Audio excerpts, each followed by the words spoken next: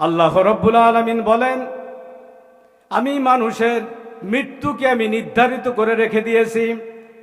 ইজা জা আজালুহুম ফালা ইস্তাখিরুনা সাআতাও ওয়ালা ইস্তাকদিমুন।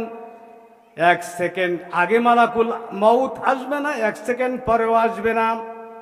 যেই সময়টা আল্লাহ তাআলা নির্ধারিত করে রেখে দিয়েছেন মালাকুল মউত আজরাইল আলাইহিস সালাতু ওয়াস সালাম, সেই সময় সেই মুহূর্তে মানুষ এবং প্রাণী সকলের জান কবজ করে নিবে।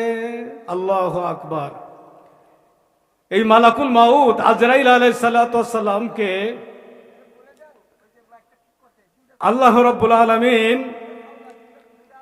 যখন সব বড় বড় ফেরেশতাদেরকে ডাকছিল যে সকল মাখলুকের, আশরাফুল মাখলুক মানুষ সহ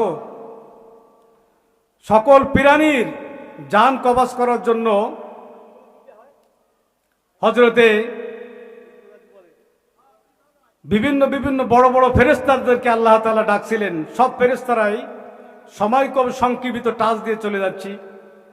ফেরেশতারা অস্বীকার করেছিল যে আল্লাহ, এই দায়িত্ব এত বড় ভার আমাকে দিও না।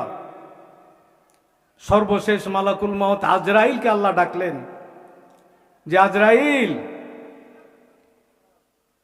সকল প্রাণীর সকলের জান কবজের রুহু আনার দায়িত্ব তোমার। আজরাইল আলাইহিস সালাতু ওয়াস সালাম তিনিও অস্বীকার করেছিলেন। প্রথমে বলছিলেন রব্বুল আলামিন, এই দায়িত্ব ভার আমাকে দিয়েন না। কারণ হচ্ছে, আমি যদি দুনিয়া থেকে একজন বাপের সামনে সন্তানকে আমি রুহু কবজ করে নিয়ে আসি, বাপ মা আমাকে গালমন্দ করবে। ভাইয়ের সামনে ভাইকে যদি আমি জান কবজ করে নিয়ে আসি, রুহু কবজ করে নিয়ে আসি, আমাকে বদদুয়া দেবে, গালমন্দ করবে। এরকম বিভিন্নভাবে আল্লাহর সঙ্গে কথা বলতেছিলেন মালাকুল মউত আজরাইল।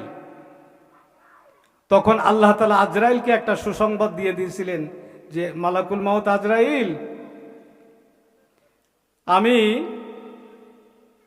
প্রাণী বা মানুষের আমি রুহু জানটা এভাবে বের করে আনবো, তুমি যে আজরাইল আলাইহিস সালাতু ওয়াস সালাম মালাকুল মউত, তুমি যে রুহুটি জান করে নিয়ে আসছো, এটা তোমার কথা তেমন একটা মানুষে বলবে না।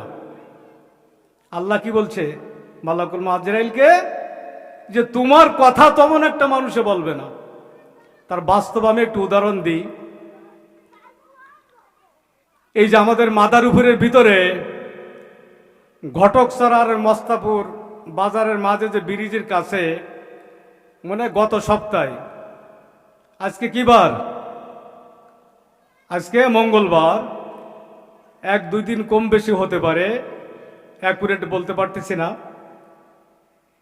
যে সার্বিক যে গাড়িটা ব্রেক ফেল করে অটো চালক সহ অটো গাড়ির ভিতরে যে কয়জন ছিল তাদেরকে যে চাপা ঠাসা দিল, দেওয়ার পরে অটো বেটে যে গুড়ি হয়ে মানুষ সেখানে সাথে সাথে মারা গেছিল কয়জন? আপনারা অনেকে জানেন, অনেকে দেখে আসছেন। 8-9 জন লোক জায়গায় মারা গেল। কয়জন? 8 থেকে 9 জন লোক এই বাস সার্বিক গাড়ি ব্রেক ফেল করে, এমনকি যে গাড়ির যে সার্বিক গাড়ি বাস, এই বাসের মানে ড্রাইভার সহ চলে গেল। এখন মানুষে দেখতে গেল সেখানে শত শত হাজার হাজার মানুষ, বিশাল বড় একটা অ্যাক্সিডেন্ট, অঘটন। এখন একজন আরেকজনের জিজ্ঞেস করে, ভাই কি হয়েছে এখানে? তো বলতেছে যে সার্বিক বাস এই গাড়ি ব্রেক ফেল করে অটোকে চাপা দিছে, এখানে লোক মারা গেছে। আরেকজন আসছে, কি হয়েছে? ওই একই কথা। আরেকজনে জিজ্ঞেস করতেছে কি হয়েছে, ওই একই কথা বলছে। কি এখানে কি কেউ বলছে যে আজরাইল এসে নিয়ে গেছে? কথা বোঝেন তো? আমার কথার উত্তর দিয়ে বলছে যে সার্বিক গাড়িতে চাপা দিল, অটোটাকে ডলে দিল, জায়গায় 8 থেকে 9 জন প্রাণী শেষ।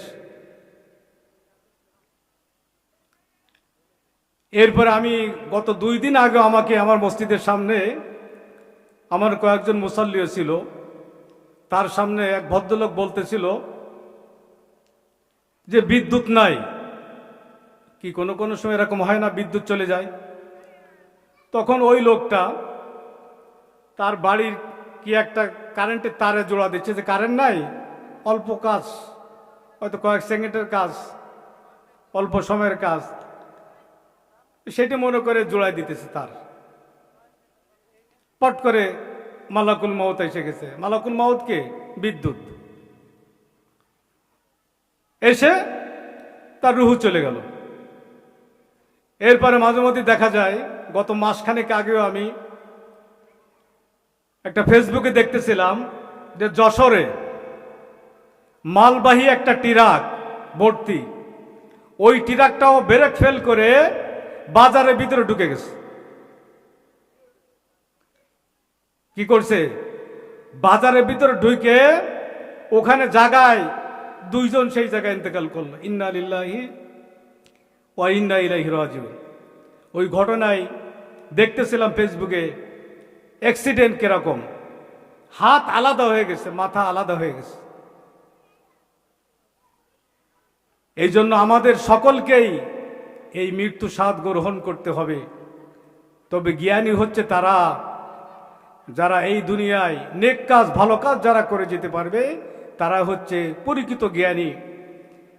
শাহ সেকেন্দার মুসলমানদের ভিতরে একজন ইমানদার, তাকওয়াবান একজন বাদশাহ। তার আরেক নাম হচ্ছে জুলকারনাইন। তিনিও সারা পৃথিবী রাজত্ব করেছিল। পৃথিবীর ভিতরে অনেকগুলি রাষ্ট্র আছে, Bangladesh, Bharat, Pakistan, Iraq, Iran, Saudi Arab, এরকম এক একটা রাষ্ট্রের সীমানা রেখা দিয়ে আছে। আর শাহ সেকেন্দার জুলকারনাইন কোনো রেখা ছিল না, রেখা একটাই। তিনি সারা পৃথিবীতে রাজত্ব করেছিলেন। আল্লাহু আকবার।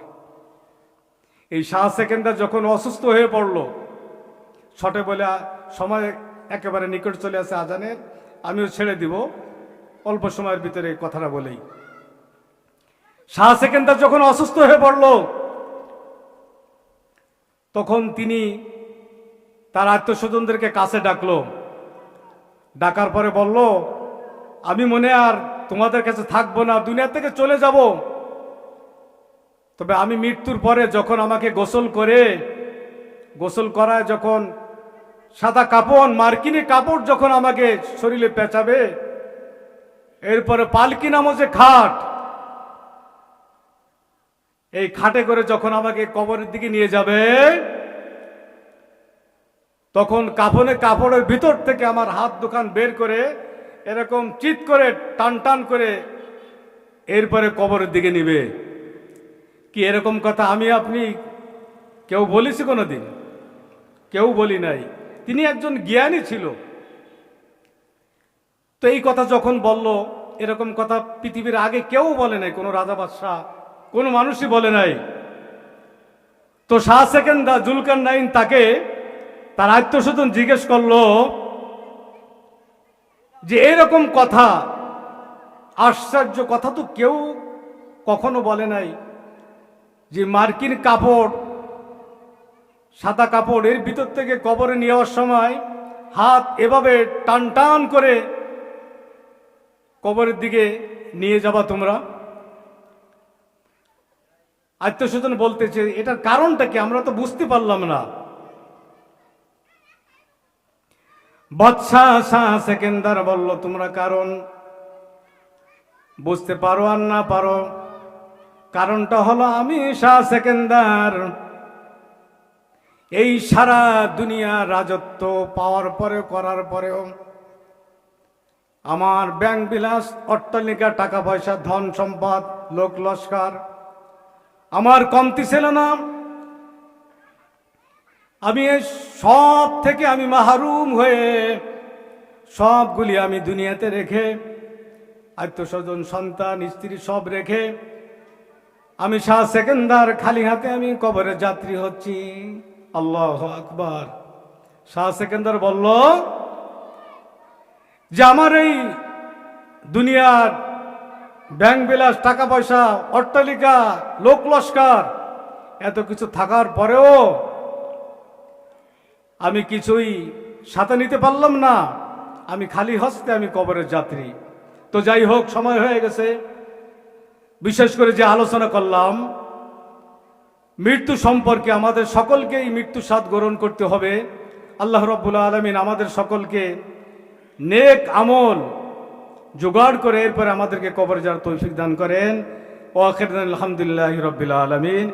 এখনই এশার নামাজের আজান হবে, এখনই এশার নামাজের আজান হবে। আপনারা মসজিদের দিকে চলে যান, যাদের অজুর প্রয়োজন অজু করে মসজিদের দিকে চলে যান। এখনই এশার সালাতের আজান হচ্ছে।